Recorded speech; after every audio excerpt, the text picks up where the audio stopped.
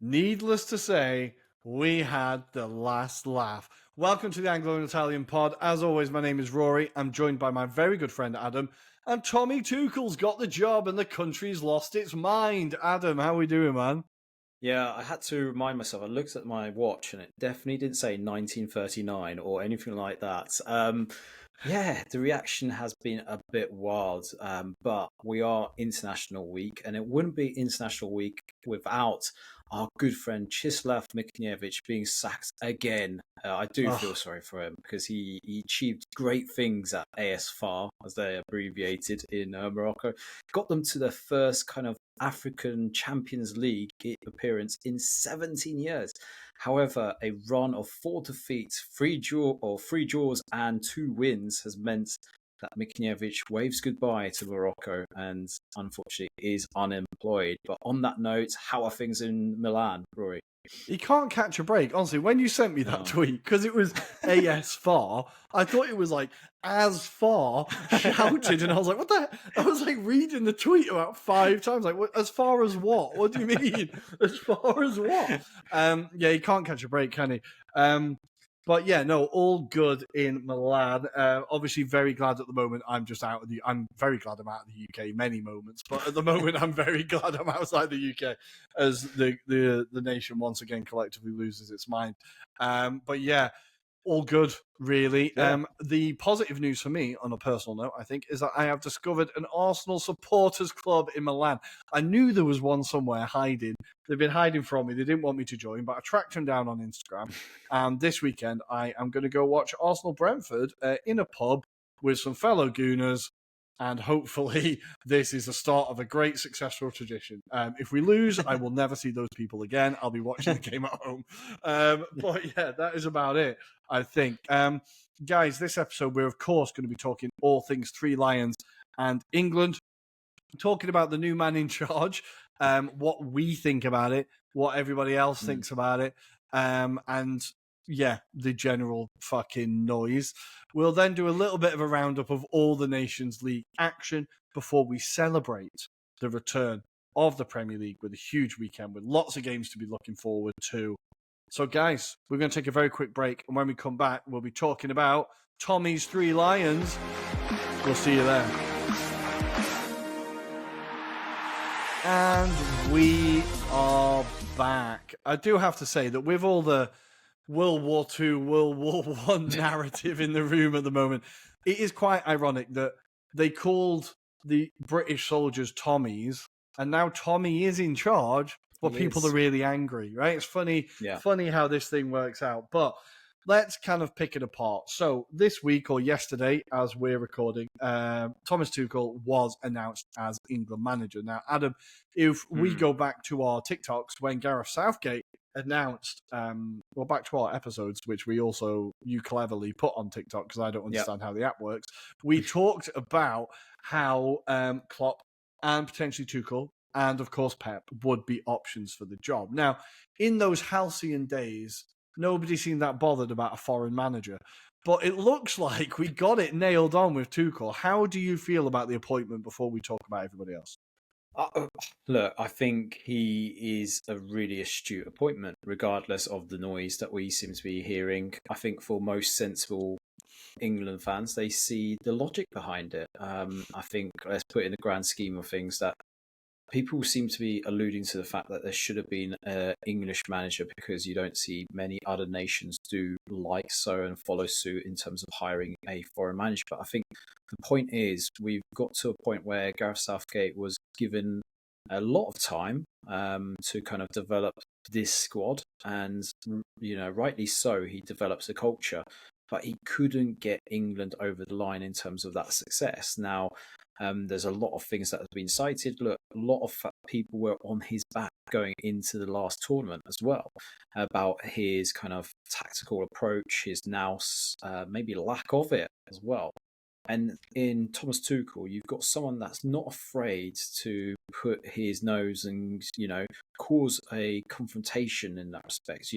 He will pull people up as well. And that is, I think, what the England team needs is standards. They need someone that's going to get them over the line potentially, And I think there's nothing wrong in terms of this appointment, because if it doesn't work out, Rory, they can get rid of him. That's as simple as that. That's the way it works, unfortunately. But I think, look, this is a guy that is at the right age to kind of develop this style of football with a really talented group of players. Now, a lot has been alluded to the fact that maybe he's quite defensive minded. But look, people didn't really necessarily say that was a bad thing when Gareth Southgate managed to progress this England squad to the finals at the Euros last time. So, look, I think there's elements of Thomas Tuchel's game that will help England get better at tournaments. I think he definitely understands the culture. He understands the group of players that he's got at his disposal. He pretty much summed it up at his last post for Bayern Munich that he actually prefers the English media, the English in general. So this noise that has been generated is just incredible in that respect. And look, I just think they're absolute arseholes for the way they've approached it. And it's not just the fan base, it's also certain media outlets as well who've basically put this picture on that, he's not welcome. He's German. That had to be proved in capital letters a number of times. It's absolutely disgusting. It doesn't represent the whole of England, unfortunately, Rory. But the point is, Thomas Tuchel is definitely the appointment that will help England potentially get to that next level, which is aspiring to win competitions. And I feel people have just lost their heads in this process. But yeah, given, I think, had this been Pep Guardiola as an appointment, I don't think we would have seen this amount of xenophobia being on display. I don't think people would have used his nationality as being an issue.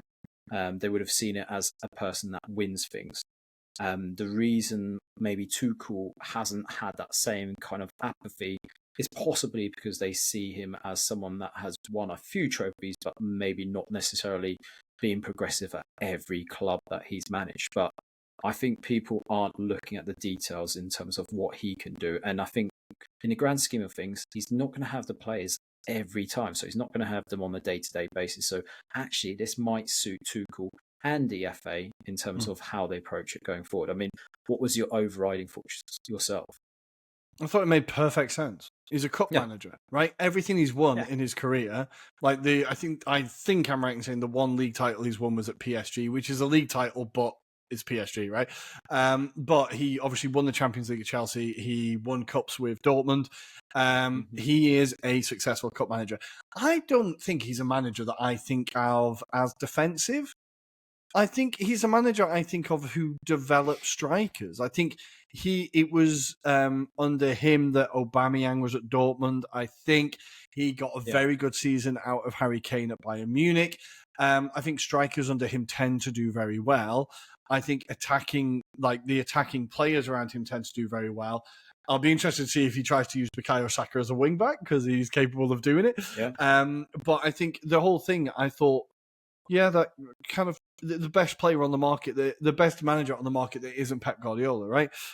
As you said. So I think we've taken the thing of, the holistic approach with Southgate, which has transformed the culture and has brought the fans closer to the players and has brought in that minimum expectation of semi-finals, finals, and really raised the floor of this team, right?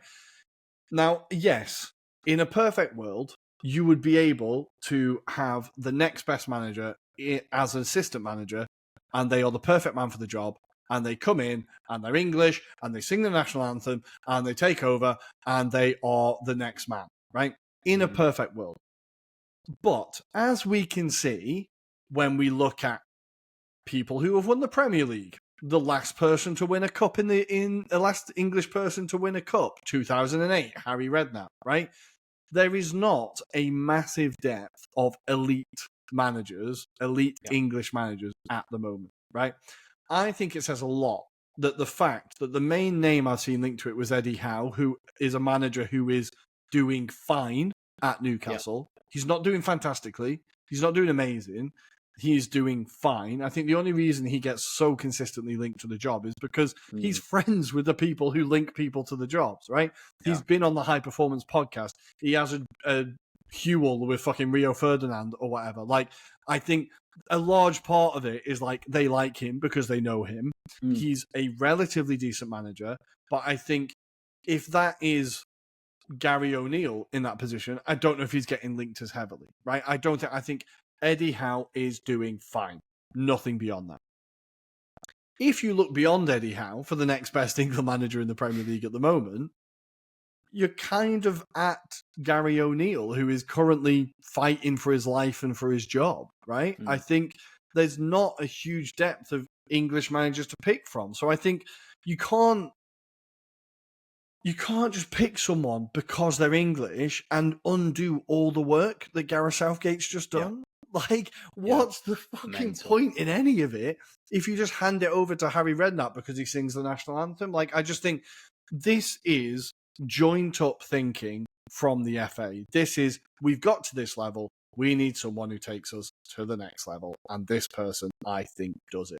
The fact he won the Champions League with Chelsea against Man City, they beat Atletico Madrid in that run, and I want to say they beat, was it Barcelona?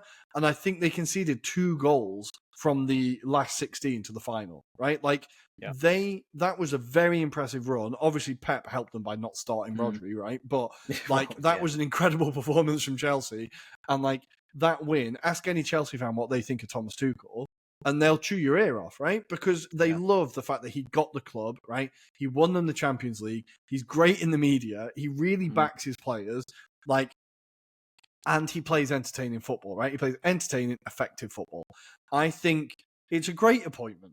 The only problem is that not the UK, England, sorry, Scotland and Wales and Northern Ireland, because you do not suffer with this problem. England is stuck in 1939. A large generation of our country is stuck in a generation that they weren't alive for. They are stuck with an attitude of a year that they didn't experience, a war they didn't fight in, no matter how many times they tried to tell you they did, and they are stuck with these attitudes. And every time, and this is where the rant kicks off now, as I apologise, but every time, the only thing that annoyed me about this appointment was that I knew we would have to put up with this shit. Straight away, I was like, I can see every headline. I can see every fucking rent-a-gob in the world, fucking Danny Mills, Jamie O'Hara. Who fucking listens to these people? And I'm sad to say, Dean Ashton today, a personal hero of mine, was taught, and I was like, come on, mate, just wind your neck in. But every rent-a-gob just pandering to the lowest common denominator of, oh, we don't like the Jerrys though, innit? Oh, fucking Germans in charge of our country. I just find it so fucking depressing. It's so depressing. And no wonder the rest of Europe look at us and fucking piss their sides. And like, I'm in Italy now, right? Obviously, I've not lived in England for a very long time. Every person I meet abroad, they can't believe that we were the ones that wanted to leave them.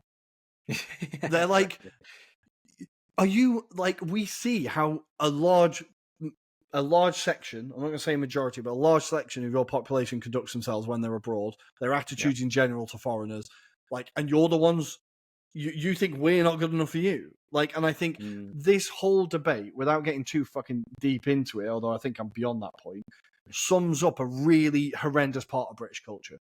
And it's really deeply entrenched. And it's this obsession with the fucking war, because it's the only time that we as a country are able to turn around and say that we think we were morally superior, because the rest of our history is fucking atrocious. And I just think it's just really, really fucking awful. And I feel really bad for Thomas Tuchel, honestly, because I think he would have known coming into this job, like, he's lived in the country, right? Yeah, like, exactly. and he would have been briefed by the FA, and I imagine the FA would have been like, preparing for this. But the first fucking question in the press conference, are you going to sing the national anthem? Like, why does it fucking matter? I don't sing the national anthem. It's mad that our country is the only country beyond North Korea whose national anthem isn't about the country, it's about the man in charge. Like, I don't sing the national anthem. I know plenty of people who don't sing the national anthem. It doesn't fucking matter. Like, and that's the first question. Not, are you excited to take over the job? Congratulations. Are you going to carry on Gareth's work? How do you see this? Like, heaven forbid they ask about fucking tactics. No, it has to be, or you're going to sing a national anthem from a country that you're not from because I want to sell fucking headlines. Like, I feel bad for the bloke, honestly, but I really, really hope he smashes it. And my last point on this, before I let you speak, Adam, because it's been half an hour now, I think, is I think I don't know if it's karma or some like mystic force that England will finally win a trophy, but it will be a German who does it. And every single gammon will have to not sleep at night as they wrestle their two brain cells as they try to get to sleep about how they feel about England finally winning, but a fucking German did it for the country. And I personally can't wait. Look, I think there wasn't a lot of noise when Sabrina Wiegman won it for the ladies, right? It was all seen as they brought it back home, right? And this is the very kind of fan base that will forget about that in about 18 months' time if England, God forbid, win something. I mean, that is the very notion of how fickle the fan base really are. They'll forget about it. But you're right to allude to the fact that I don't know what would have been worse, because at the time, if I remember rightly, Pochettino was also linked. So had it been an Argentinian, yeah, you imagine, Jesus Christ. Well, he wouldn't have been able to go back to Argentina either, by the way. But he would have been on the Falklands Islands, right? Somewhere in between. Just him and the sheep. Yeah. But yeah, I totally agree with what you've just said there, because unfortunately, people have lost their mind. But I thought, let's steer this conversation elsewhere. So we've had the noise, right?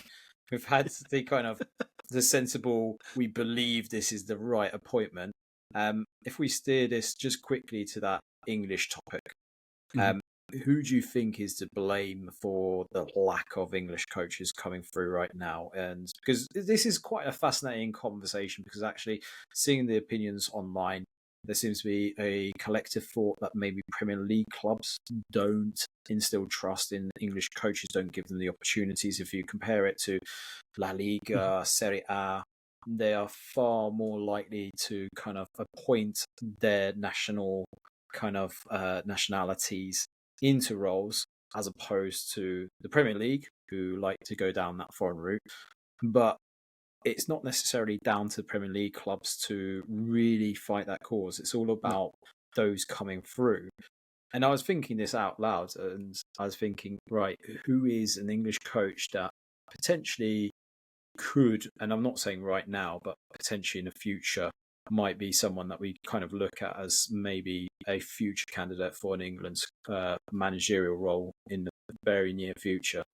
The only one that kind of sprung to mind was possibly, outside of Eddie Howe, Will Still, just because of the fact that he's been brave and gone outside of his remit, going to a different country, developing his own sort of style of tactics, and he's sort of seen as a kind of a creative thinker, but also more likely to embrace different styles of tactics. And yeah, I think there is genuinely a lack of English coaches coming through right now.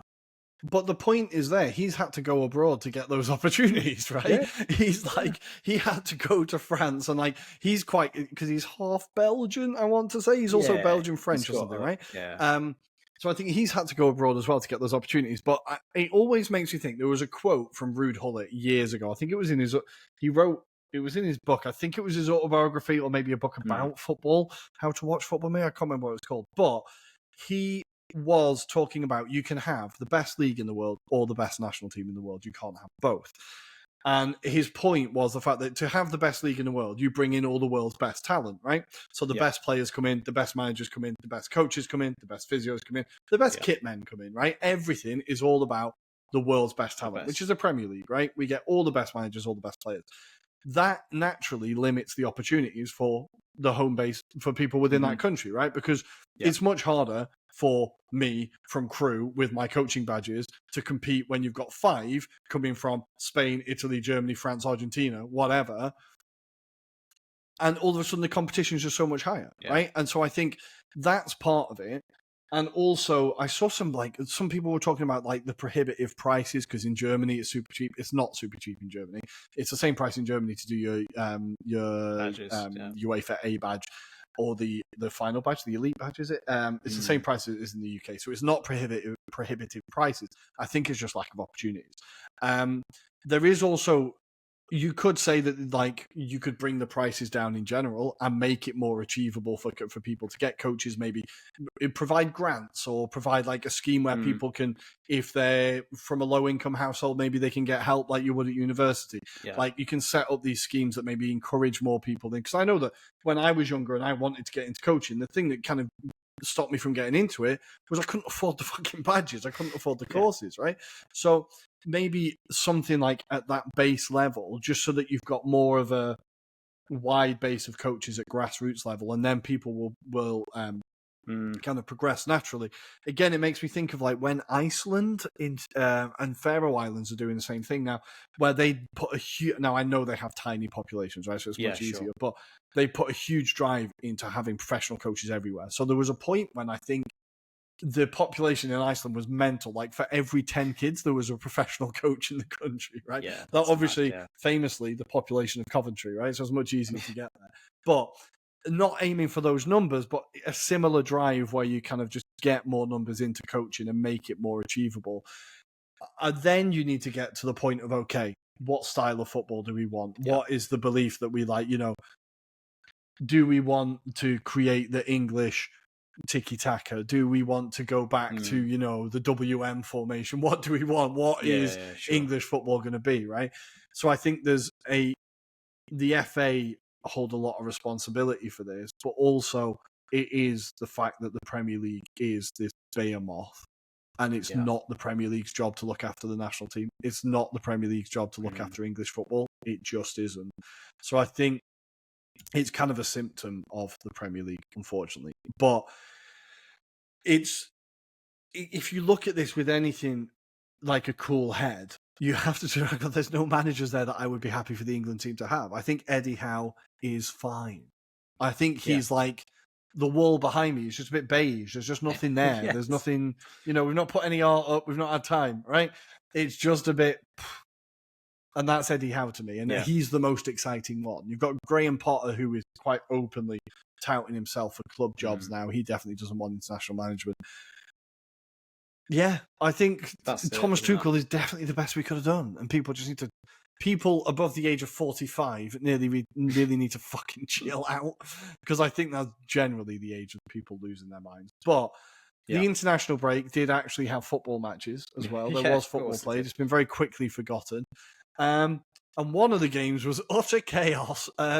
England fans finally got what they wanted. I hope this was some kind of like jackass prank from Lee Carsley as he delivered England fans what they wanted by starting exclusively attacking players and going, see, it's not easy, is it, this decision making? As they played a front six, from what I could see, with Declan Rice holding the fort on his own. Adam, it didn't go well. We obviously have to credit Greece massively with the emotional week that they had. Obviously losing George Baldock, just tragically, our thoughts and prayers go out to his family and friends, of course, which is incredibly sad news. But for them to respond in the way that they did, and for them to look like a genuine team, right? They look like Greek football's been in the wilderness for a while, but they look genuinely impressive before we talk about how bad England were, right?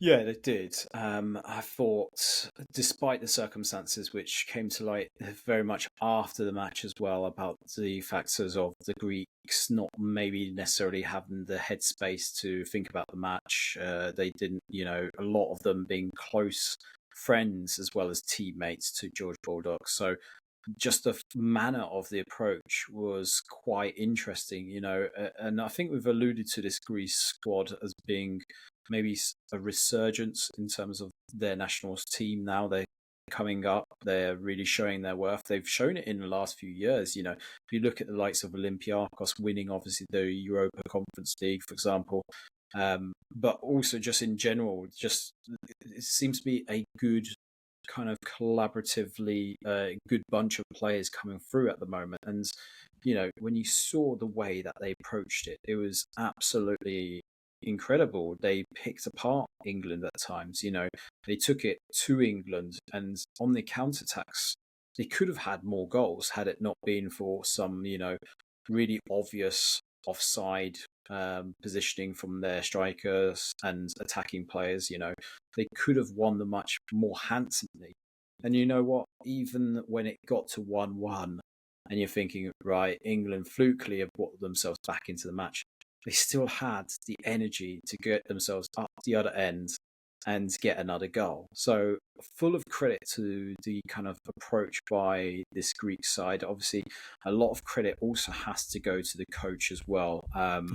Because, Ivan Jovanovic, he's got a bit of a reputation for bringing underdogs into these kind of circumstances. Doesn't sound like a Greek name. How are they handling it? How are the Greeks handling it? They seem to be doing quite well with it. They seem to have no issue whatsoever. But there was a number of incredible performances across the pitch. Pavlidis up top, obviously being the key one. But thank you for mentioning him. I really like him. He does look incredible. He does look good. But Mavropanos, who English fans will know from his West Ham days, and obviously being part of the West Ham squad, had a good game. There was solid performances across the pitch.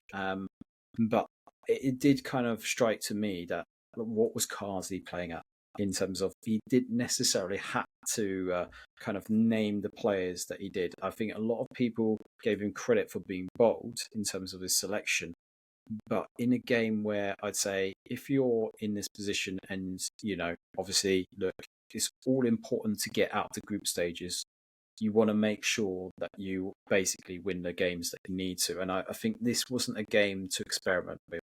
I don't think there was a necessary need. By all means, Rory, experiment against Finland. But Greece seems to be a level where you kind of say, look, this is probably one of the harder games to play against. Let's not play and tinker around with it. Let's just get the result done. And it would just alarm me that even Ollie Watkins wasn't named in that 11. I was so surprised. And when he did come on, he kind of offered a bit more opportunities for England. But also, I think there's a conversation about Bellingham as well. The fact is that very much there seems to be this hype around Bellingham. And this is in no way saying that he's a bad player, by the way. But I just think the way that he's deployed, sometimes it's getting found out.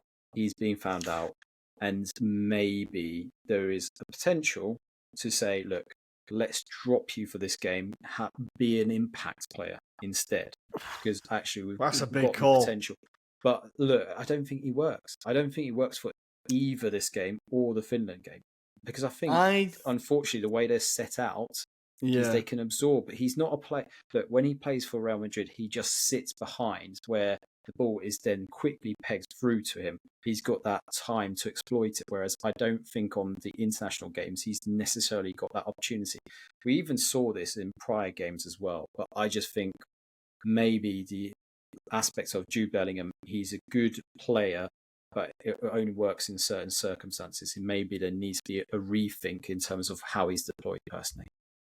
I think he suffers from being too good. He does everything, so he hasn't nailed down a certain position yet.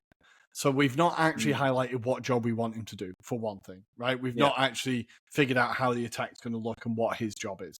But I think as the false nine, he actually did quite well. I think he had a shot that went off the crossbar. He came very close with a 1-2. Like, I think if he scores that, I don't know that if my auntie had wheels, but it's not a million miles away from scoring it, right? I think everyone's going, oh, there's Jude, right? So I think he gets more attention, and I think we need to figure out what his job is in the role in the team. But I think he is my first name on the team sheet at every single opportunity. Like, there is no player that gets in that team ahead of him for me, not even slightly. We just need to figure out where we want to deploy him. I think the false nine works, honestly. It's a role he has played at Real Madrid. I think we just need to stick with it. We just need to say, right, Jude, this is your job in the team now. And hopefully Tuchel comes in and does that. Obviously, a new manager who's happier with the under-21s and just fannying about, apparently, isn't really that thing that's going to be like, this is the plan. But I think he's not one that I kind of concern myself with. I think defensively, England really need to figure shit out. Yeah, they were shaky. Because Finland had a few opportunities. There was a ball across the box, which they had to deal with. There was a few, again, as I said in our Serie A episode, and I will say later, I think, with Ireland, that they could not finish. And against England, They couldn't finish. So I think England defensively were a little bit wide open. Now, maybe a part of that is in the Finland game, Henderson played and not Pickford. Maybe that's a part of it, but I think defensively there's a little bit of weakness there. Trent playing at left back, like never done that before in his career, right? So, like, but I think there is a bit of a defensive frailty to the England team. But I wanted to say this. The most impressive thing for me with this England team was this little Declan Rice, Angel Gomez midfield. Yeah. I really enjoyed it. And I think Lee Carsley's legacy, or Lee Carsley, let's go with legacy. Yeah, let's call it could legacy. be the fact that he brought in Angel Gomez, like a player that none of us were really... I said it on the thing, when he got called up, I had to Google who he was. Like, who the hell's this? It's been a while since I don't know if I've ever had to Google an England player before, but we do not have another player like him. That, like, someone who just gives and goes, like, kind of press resistant, gets, like, space. Really like him. And I think alongside Declan Rice, there's a little bit of promise there, no? Yeah, hugely. I think I grew to appreciate him even more in the Finland match because of just the way he was able to, as you say, do the simples. He did the very basics, but they were the things that allowed England to progress higher up the pitch.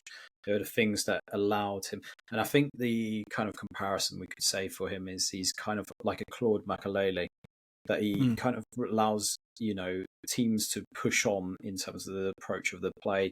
He's allowing, the ball to be picked up in different parts of the pitch as well. So he's not afraid to kind of come from a right back or left back position to come inside. But what was most impressive, I think, in particular for that Grealish goal, is how he's quite intelligent with the kind of passing move as well. So I think that was something that was illustrative in the home match at Wembley for Finland, where he was kind of picking up these little pockets. And I think at the time commented that maybe I just wanted him to be a bit more dominating of the play. In that Finland match, that's what we saw. We saw him dominate the ball and particularly allow the likes of Declan Rice to progress up the pitch as well, which I think is great balance. And you're starting to think, well, where's this player been for all this time, and how come we've not integrated him sooner? But and why did Man United let him go? Well, there is that as well, but I'm sure that's another topic for another day. But I think, to be fair, from what I remember, he was a progressive kind of player that came out of that kind of youth ranks at Man United, but wasn't necessarily a staple of that kind of team. So therefore, he moved on, got himself, in fairness, to Lille, and, head down, got himself working, and he works out the opportunity. So I think that shows a lot of grit and determination on his part to kind of, get himself into the position that he is right now. I seem to remember there is a video, Rory, that is doing the rounds where he's at one of these gospel preaching places because he had an injury to his foot. And, like those kind of exorcisms kind of style. Oh, the faith healers. Faith healers, almost like. Wow. So there's a clip of him going into one of these, so I'll have to try and share that offline, and maybe we. It's like Bart Simpson it's like Bart Simpson when he takes the bucket off Homer's head. Sorry, I don't want to denigrate that, but that's always what comes into mind. It's always Simpsons in my head. Possibly that had an influence, Rory. That's all I'm going to say. Possibly this had an influence on his game. So. Fair play to him. But the only thing that I would like to bring up is the balance of left back, because I saw this fascinating stat. So since the beginning of this year, England have tried 7 different players at left back. And would you believe it, Rory? Only 3 of them are left-footed. So that's Luke Shaw, Ben Chilwell, and Levi Colwill. All the rest are right-footed players when you think about Kieran Trippier, Trent Alexander-Arnold, Tomori was one of them that was deployed at left back position. Rico Lewis being another. So there you go. That's your 7 have played at left back position, and 4 of them are basically right footed. You know what really annoys me is I feel like in a different life, I'm left-footed. I could have played left-back for England if I'd have just tried a little bit harder. Apparently, there's no other left-footed footballers in the UK. It's mad. It is mad.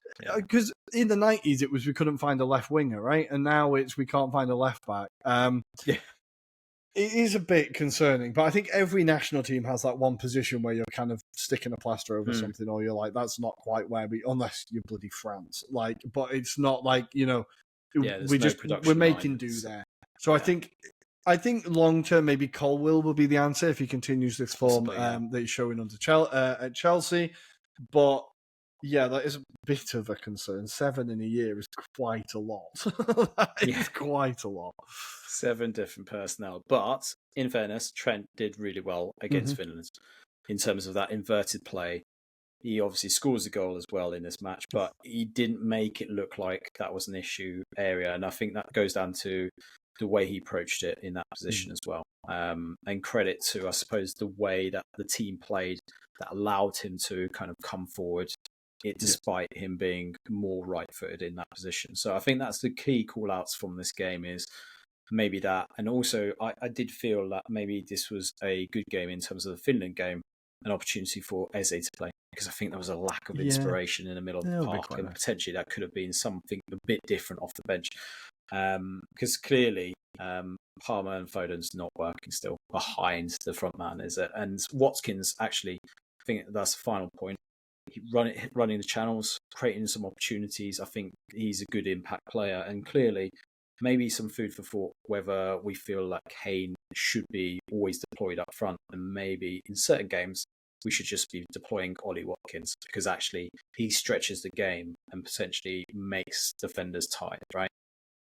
I think there needs to be a much more even split of labour between Kane and Watkins, depending on the opponent. I think, Kane's clearly not been fit for a very long time, and I felt you should have just played Watkins in these games and given him a go. But Trent, I've said it before, I'm going to say it again. He is a player that we need to find a place for him in the team. And he, if the rate of his caps continues, he would end up like Glenn Hoddle, like how we look at Glenn Hoddle now, where you're like, how the frig did we have a player like that? And he just never got any caps. Yeah. I feel like he's just massively underappreciated. So I think we need to find a place for Trent, because, hey, if Real Madrid are after him, he can't be that bad, right? Yeah, I don't care how many times you're going to turn around to and say defensively he's crap. He's also not as bad defensively as you think he is. He's a very, very good player. So I think we have to find a place for him in the team. So delighted for him. And yeah, he's versatile and good enough to do most positions, right? But guys, I think that's all England done. I'm kind of done with it now. I just want to get back to the Premier League, and I want to not have to read the Daily Mail headlines. So we're going to take a very quick break. When we come back, we're going to wrap up all of the other headlines around the Nations League. We'll be talking Poland, we'll be talking Ireland, we'll be talking tight groups. We will see you there. And there was the description of Cristiano Ronaldo leaving Hampden Park with just a solitary point. Yes, Rory, he was frustrated. He didn't get a goal against the Scots, and more importantly, John Souttar had him in his back pocket. However, that kind of summarises a little bit of how Group 1 kind of played out over the kind of weekend period, because obviously that also includes my beloved Poland in this group. In this group, we've also got Croatia, and there's some fascinating ties. So let's start off by talking about Portugal. They got the draw against obviously Scotland, so great result from a Scottish perspective, because I think up until that point, it looks like they're the relegation candidates as it currently stands. However, that gives them a fighting chance of getting out of this group. However, prior to that, they got a good victory against the Poles, against them in Warsaw. 3-1 win, courtesy of Jan Bednarek's own goal as well towards the end. He loves an own goal, Jan Bednarek. He fucking loves an own goal. He's absolutely donkey trash. That's all I'm going to say. He's him and Davidovic. That's all I'm going to say. Between the two of them, and that is the main kind of concerns in the Polish media, is just how poor and how passive the kind of defensive duo have been. I mean, obviously not helped by Jakub Kivor, and the fact that his kind of lack of game time is probably harming him in terms of game sharpness, shall we say. But on a more positive note, Rory, Poland became kind of famous over this kind of weekend for giving debuts to Maxi Oyedele, who is the first naturalized Pole.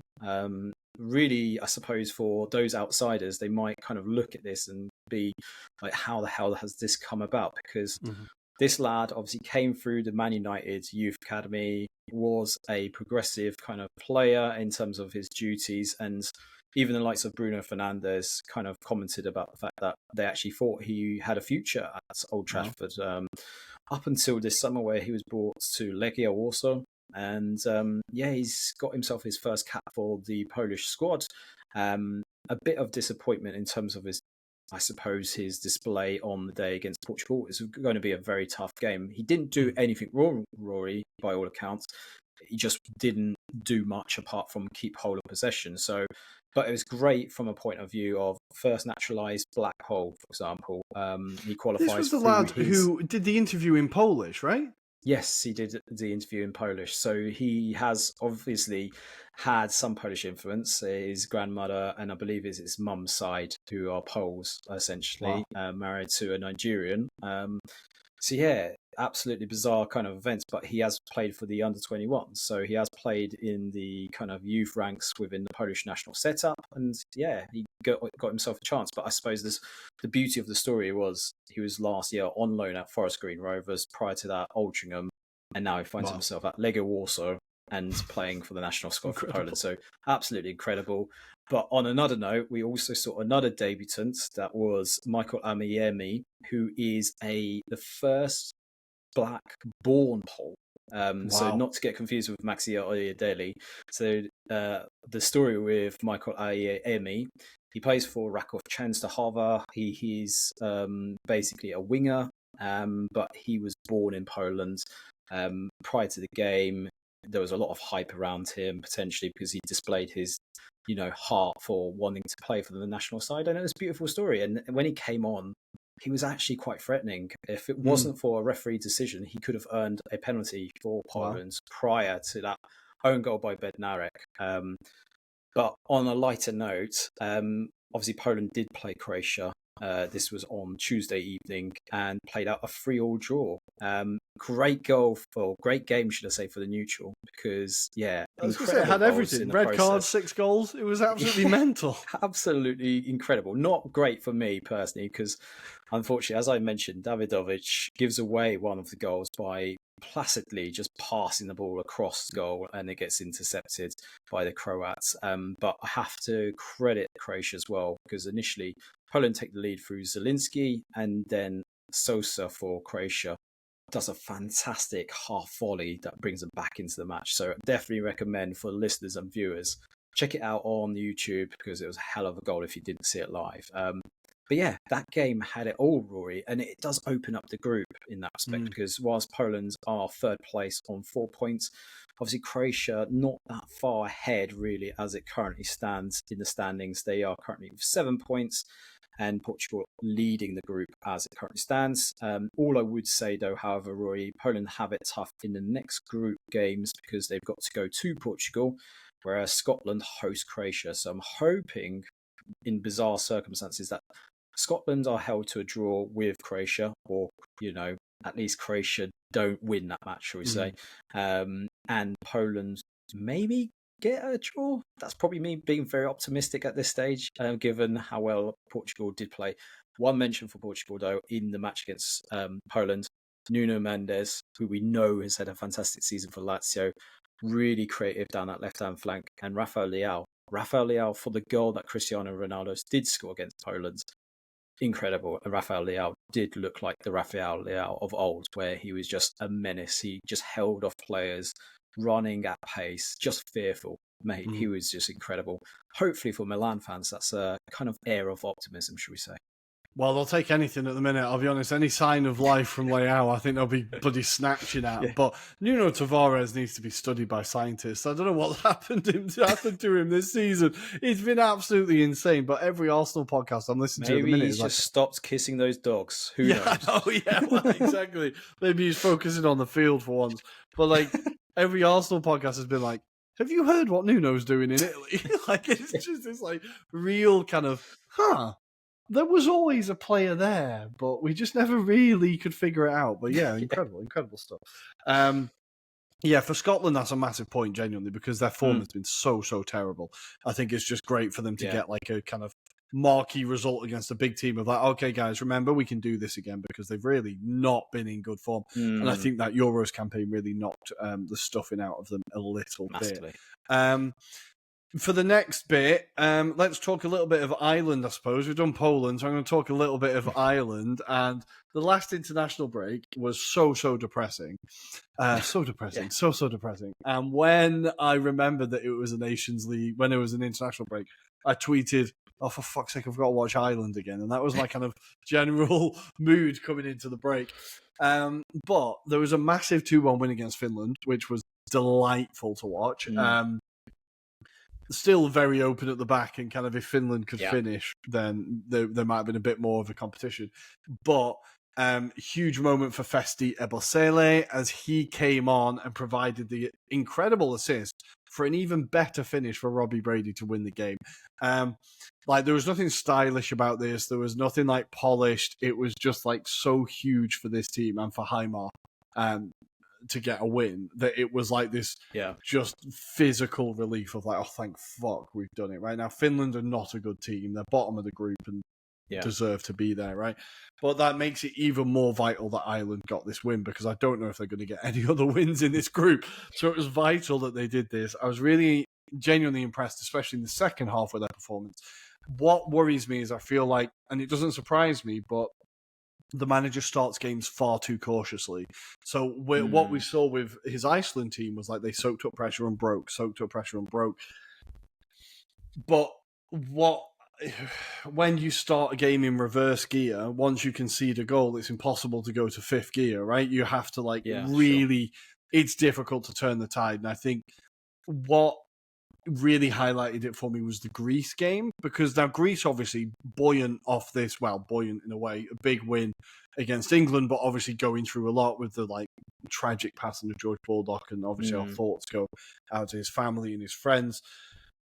This Greece team are looking like a proper team. They look like they could really, there's a lot of talent there, there's a lot of quality, they know what they're doing.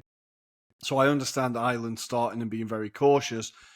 But once they scored, that's when Ireland decided to play. And then we actually kind of, I would argue over the second half, a draw probably would have been a fair result. I think Ireland genuinely had lots of chances.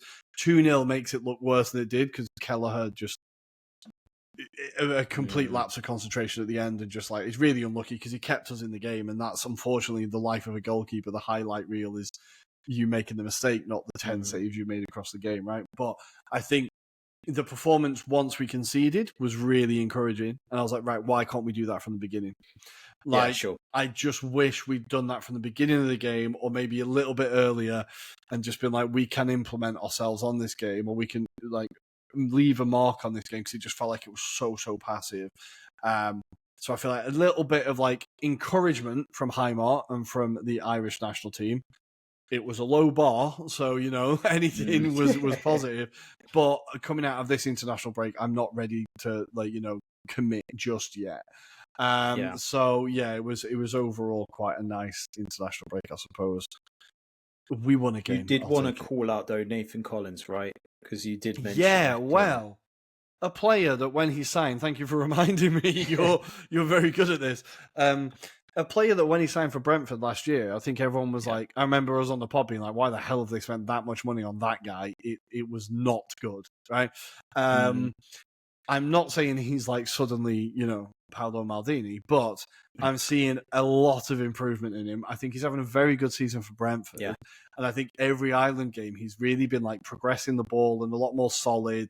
Not as many like lapses in concentration as he was having and getting caught in possession. I think his passing has got a little bit calmer, a little bit better. I just think I was watching him and I was like, I'm not as nervous watching you now as I was 6 months ago, 8 months ago. So I think it just needs to be called out that there has been a real improvement there, and that if he continues to progress as a player, which I think he will do under Thomas Frank, like there's potentially a really good defender there.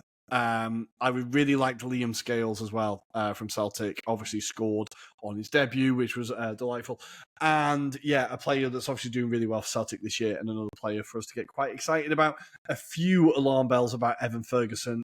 He's still only 19. He's had a big injury. Let's relax. Just because he scored a hat-trick. When he scored the hat-trick against Newcastle, the reaction was insane. And I got carried up in it as well. I was like, get him at Arsenal. He's the greatest number 9 in the world, right? And now people have gone the other way. I think just he's 19 years old. It'll come. It's fine. Yeah, sure. Yeah, overall positive, and Festi Ebosele. What a player. Absolutely love him. One thing I did want to allude to, though, however, is like you've already kind of mentioned, is your coach. A lot of reports about him not necessarily putting the effort into viewing games where the Irish contingent are playing, in particular in the UK and elsewhere. Are you concerned about this and maybe his kind of perceived lack of preparation, or maybe just talent scouting? Do you think that's a harsh criticism, or do you think that's a right criticism? Because I heard a lot of that on social media. I was just curious for your take on that. Yeah, I think he kind of came out and said he's not going to watch games in the UK, and you're like, well, which is bizarre, right? That's where all our players are. Like, honestly, if you want to sit and watch the League of Ireland, absolutely go for it. Find players there that we can develop. Find the young players. Go there if you want to for the young players, right? But you have to be watching the Championship, League One, the Premier League to try and you have to, right?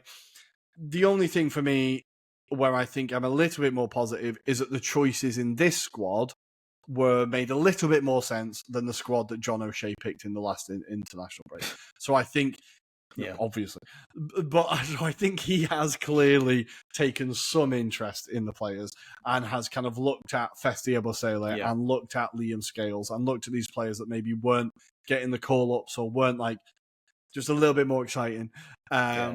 Troy Parrott started, like things like that. I think we're starting to see a little bit of him like, no, I know these players, or I'm beginning to know these players. So I think, look, we'll see how much. We'll see whether he does or not. Whether he goes to watch games in the UK, we'll see over the next couple of months. But over this selection and this international break, I felt encouraged, not discouraged. Sure. In general, I think. Nice. Adam, any other games quickly? Because I'm aware of time that we wanted to kind of highlight. Some of the groups are looking very close, right? Yeah, I think we should really kind of focus our efforts on the Nations League B, because that's where the drama seems to be. There was no innuendo in that, definitely not. Group 1, though, just to highlight, Czechia are currently top with Georgia and Albania a point behind. And we've got Ukraine, who are 3 points behind Czechia, and they're currently bottom of that group. But that just goes to show you, Rory, how tight that particular group is. But that's not the only group to keep our eyes out on for the next group games anyway, because Group 3 is an also fascinating one. We've got Norway, Austria, and Slovenia all on 7 points. So incredible. This group could go any way, basically. I did look at Kazakhstan on 1. Don't forget them. Don't forget Kazakhstan. They blew their chance of qualification. Right? But I'm always going to mention them. And there is that. But then we also have to highlight Group 4 because we've got Turkey and the Welsh contingent in there. So Wales currently second, 2 points behind Turkey. And guess what? The next group game is going to be Turkey versus Wales. That's going to be a hell of a good encounter. It's fair to say. I think Craig Bellamy got a bit of slack at the beginning, but he's starting to get some results. Obviously, I think there's definitely credentials about him. There's a lot of people that thought he was definitely progressive in terms of his style of football. And be fascinating. Will he bring out his golf club for this match? I don't know, but it depends on how much the Turks really annoy him. But I think this is really exciting for the Welsh side anyway. They're doing really well. Got themselves a 1-0 win against Montenegro, I think it was, in the last group game. So important win. I think the fact was Brennan Johnson didn't play in that particular match. So a lot of hope for the next upcoming match. But Turkey, obviously, we know their credentials. They've got some good individuals. Arda Güler, to name just one. Hakan Çalhanoğlu, another one. They've got some really talented players, it's fair to say, Rory, though.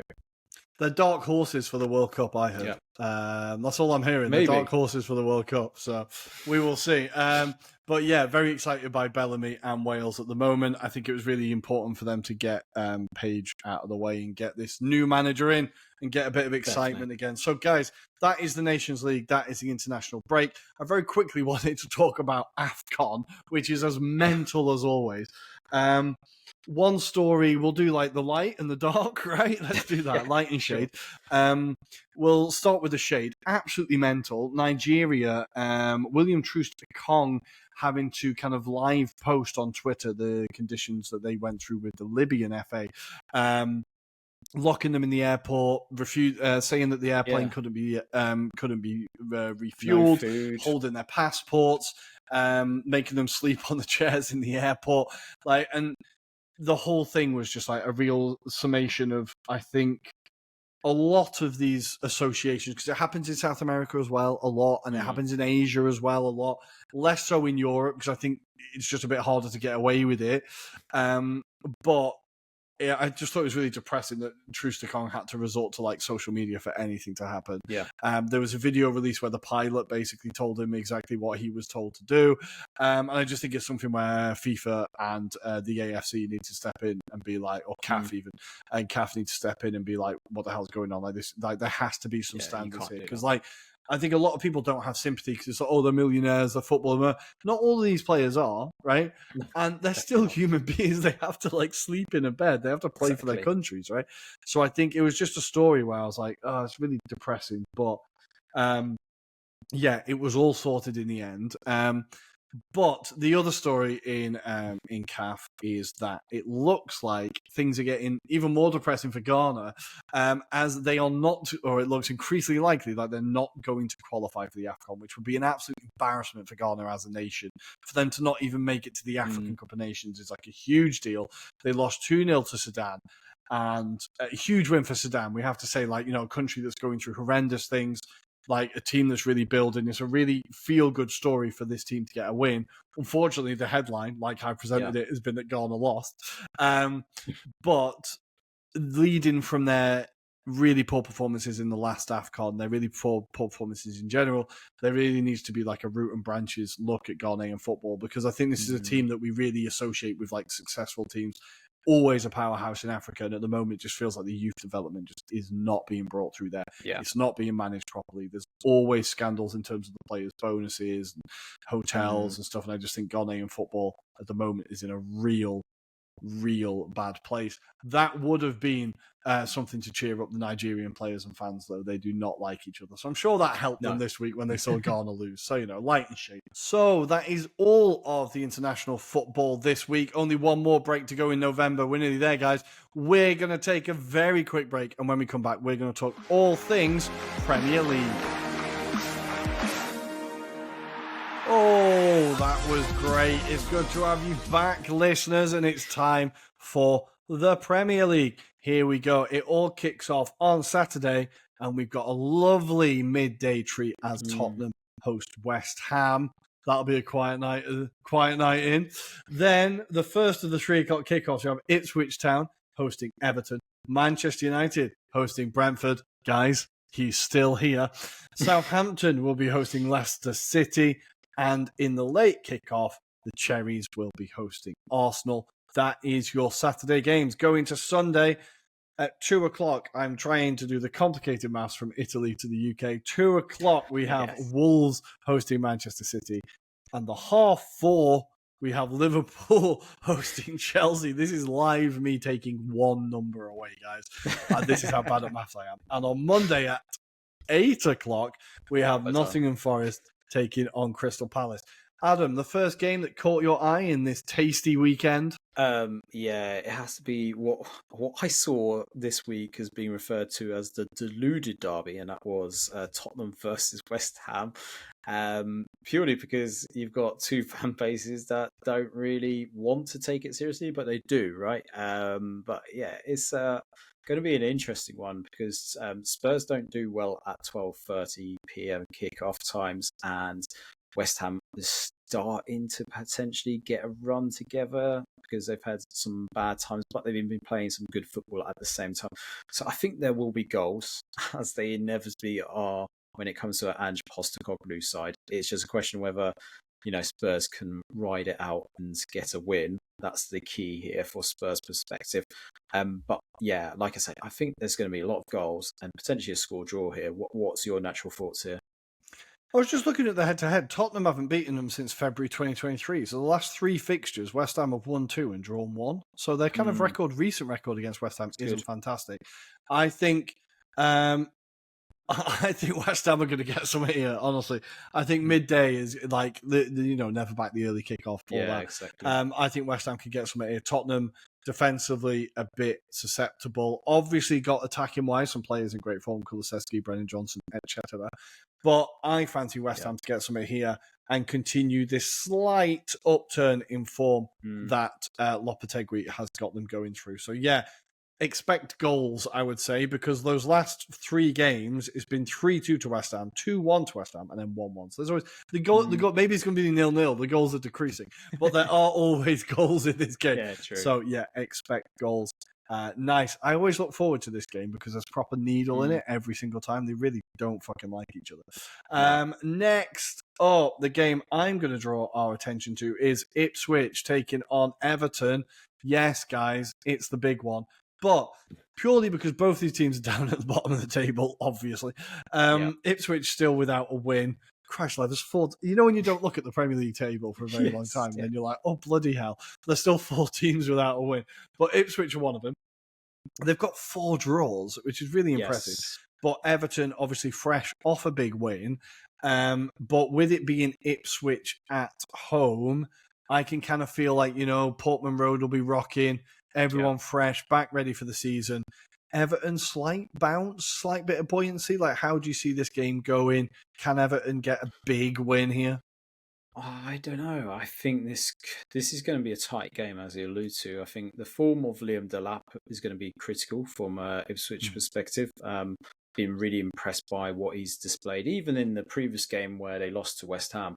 He was a threat. He's someone that defenders seem to struggle against. So I think that is going to be something that carries through to this match because we know how defensively poor Everton have been. However, that said, as you allude to, they did win the last game. But yeah, I still think this is going to be a very tight game. I don't think it's going to go one way or the other. Something we didn't allude to in the England section was the performance of Jordan Pickford as well. Flapping in particular for that Greece game, and he's going to be determined to probably show some redemption and show that he is a good goalkeeper. So I think there'll be a good performance from him. I'm going to say, unfortunately, Ipswich don't get a win, but Everton don't get a win here either. So I think it's going to be a draw. 0-0. Bring it on. Let's do it. Here we go. I'm excited.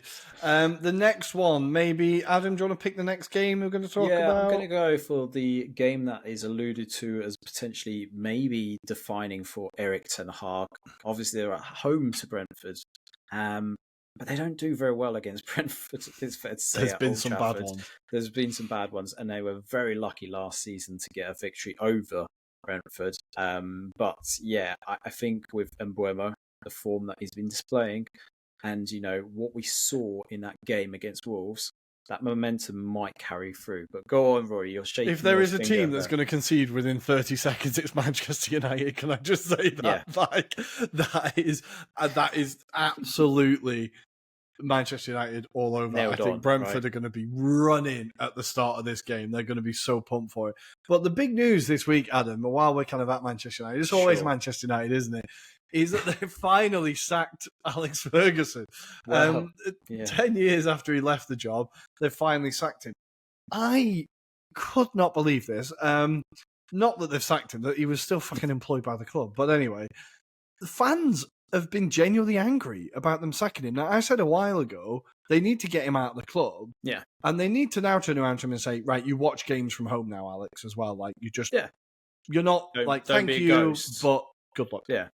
Yeah, exactly. How did you see that story? It feels like Jim Ratcliffe really, you've got to get past this, right? Yeah, definitely. I think obviously he's been seen as the figure to rely on and give guidance to the board. Now, I appreciate under the Glazers' ownership, there's probably a not a great appreciation or understanding of the footballing game itself, and that's why they've had to rely on Sir Alex to kind of guide them in that respect. But I think what was alluded to by Arsenal fans was when Arsene Wenger eventually did get shown a door, it was almost like a closed chapter. It allowed them to kind of be the Arsenal that they are today. And had he still been there, I think there would have been still maybe a lingering of, Arsene's getting his fingers into an area that he shouldn't be, etc., etc. Look, for the club to progress, they've got to move on from previous managers. Look, that's how history has kind of pushed itself through. You need to move on to a new era. Look, Liverpool seemingly have shown this is the way, this is the approach you've got to do as well. Clubs have done it historically, Rory, but it seems to be Man United stuck with this kind of heritage elements that they have to have Sir Alex involved. And actually, no, that's probably doing them more harm in the long run. So, as an outsider to the whole situation, that's a good move from that point of view. But yeah, Ineos, they know how to make cost cutting be apparent, shall we say. More noticeably, with the fact that there's no Christmas party this year for the staff there. So morale is going to be sky high with the staff at Man United. The fucking Jim the Grinch who stole Christmas at Old Trafford. Just what the fuck is he doing? But if I'm Big Jim Ratcliffe now, I am turning around to the class of '93 and saying none of yous are fucking allowed anywhere near within fucking 10 yards of the club because they're all spouting all sorts of nonsense constantly. And I'd just be like, none of yous just met. Ferdinand, shut up. Don't hear from you. Neville, fuck off. Like, I would just be getting all of them away from the club because none of them are helping at all. So I hope this is part of him being like, right, fresh break. This is me now. My club. Sod off, right? Yeah. I think it just has to be done. It has to be done. The next game I'm going to bring up, but also it would be very Manchester United to sack Ten Hag the day after the international break when you've just had 2 weeks to bed in the manager. But anyway, the next game I'm going to bring up because I think while Newcastle Brighton will be interesting, but I don't want to talk about it. Let's talk about Liverpool Chelsea. It is going to be a banger. There's going to be goals all over this one, right? I think so because Enzo Maresca getting a tune out of this Chelsea squad at long last. But Arne Slot, he's doing great stuff with this Liverpool team as well.